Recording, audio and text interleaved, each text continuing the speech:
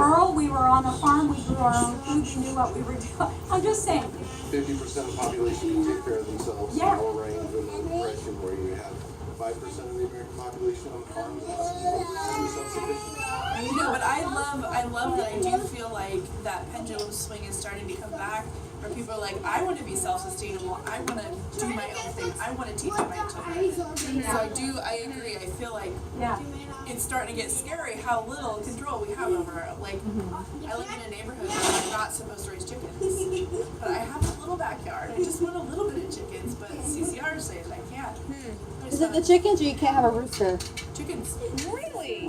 But one of my neighbors does. Oh, it's because you're in summer. Oh yeah, because the homeowners association can say that. It's CCR. What's that? So it's different than, there's no homeowners, but this house was built in the 50s, and at that time they said in this neighborhood, these are the rules. You can't do this, you can't do that, and that was interesting. But if nobody complains, I'll do it anyways. But my point is, you know, we're starting to realize these things are important.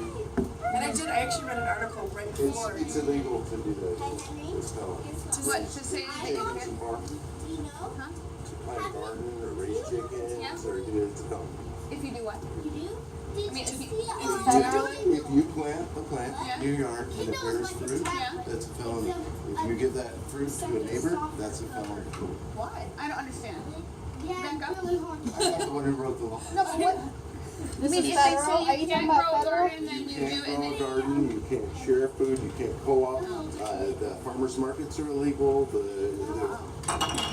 Boom, boom. I hadn't heard that. That would be interesting. Oh, they're trying to cut off all human activity. Yeah, they want to channel it through a certain. Anyway, You gotta ask the UN. Here's the thing about homeschool folks. Still, see, we got this. This is cool. Because I met a family from Germany that said we left Germany because at age 6, the kids. This was in Clark County a few years back. They said at age 6, the school decides the rest of your child's life.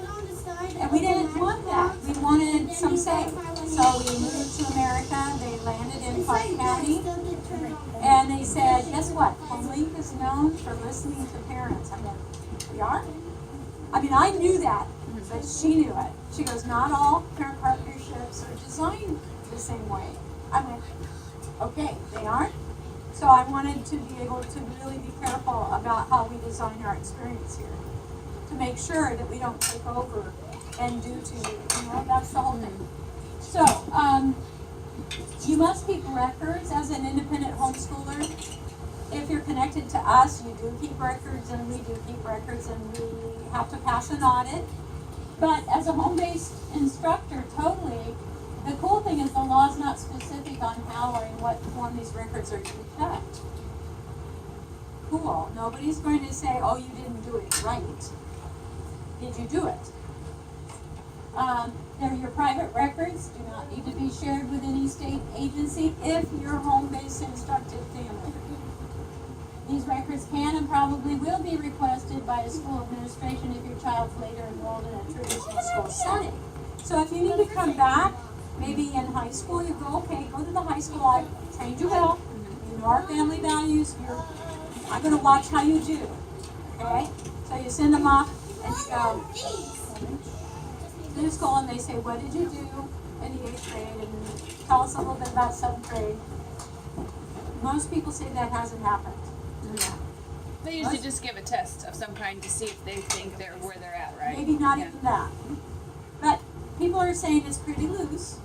And I'm so grateful, right? It's grateful. I mean, they may take a test, but they may not. Okay, but you have your once-a-year test, so they may look at your once-a-year test. I would keep some samples. Why not? Because it's kind of like, your journey, okay?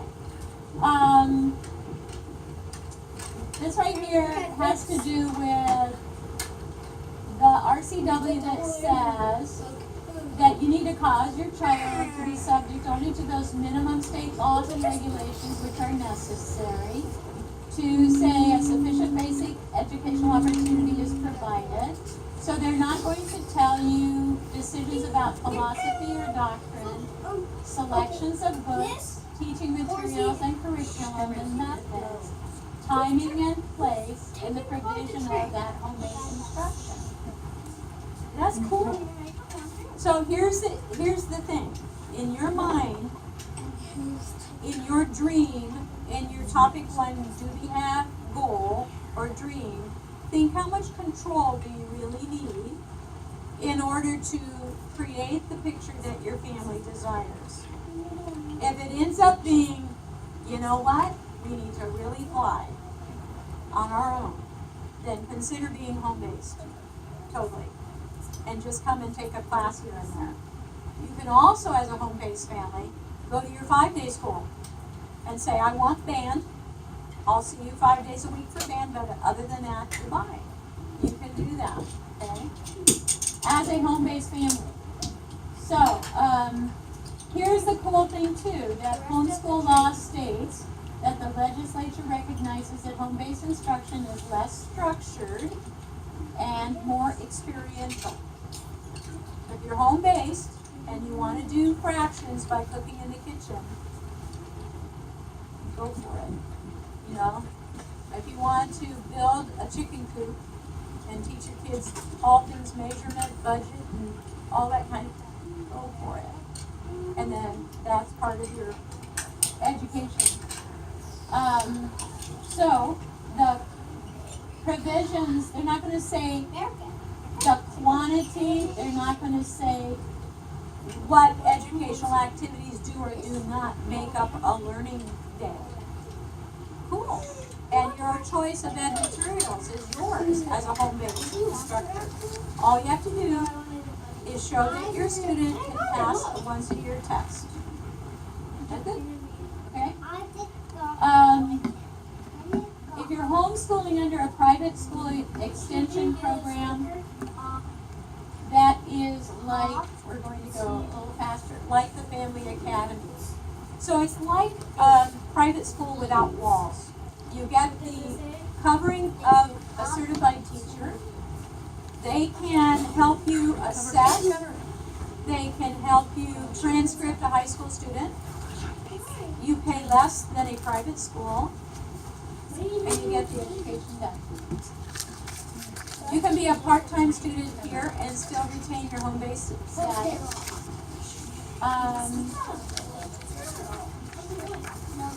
And I want to show you at the end here, here are many websites that I look for in Clark County that will give you connections for different resources, different services out there for homeschoolers. And I don't know if they're still up to date, but there's a lot of them. You can see there's quite a few of them I put at the end. There is one right here, School at Home Adventures. This gal told me last year there is a field trip co-op. So look at that School at Home Adventures, that where you can find out where they're going on the field trip, and you can register into that group that's going on that field trip. My friend Melanie DeHalla does one on Facebook. She has a bunch of, they call it, I can't think what it's called now, but she has a